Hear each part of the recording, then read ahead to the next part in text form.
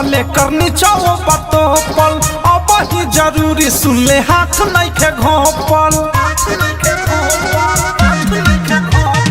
ऊपर बातो पले करनी चाहो बातो पल अब ही जरूरी सुन ले हाथ नहीं के घोपल कवनो कहे होने कवनो कहे हे ने बा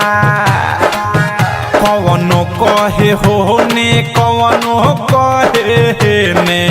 बा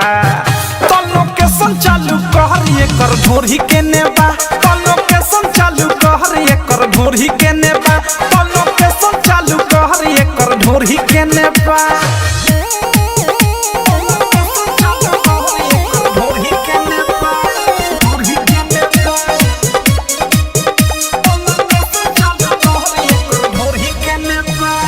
मालविया टंची तबिया पोलाई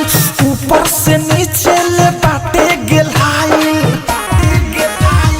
मालविया टंची तबिया पोलाई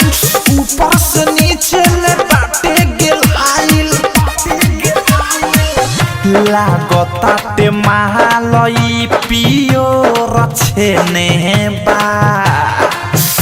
लागताटे माल पियो रछेने बा तो लोकेशन चालू कर एकर ढोरी के नेबा तो लोकेशन चालू कर एकर ढोरी के नेबा तो लोकेशन चालू कर ढोरी के नेबा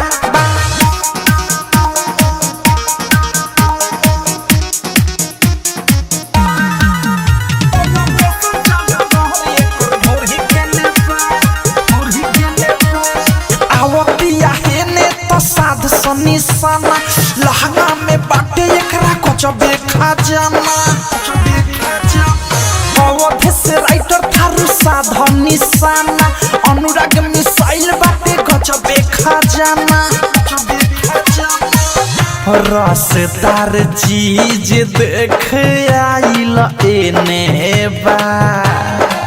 रसदार चीज देख आइल एने बा तो लोकेशन चालू कर एकर ढोरी के नेबा तो लोकेशन चालू कर एकर ढोरी के नेबा।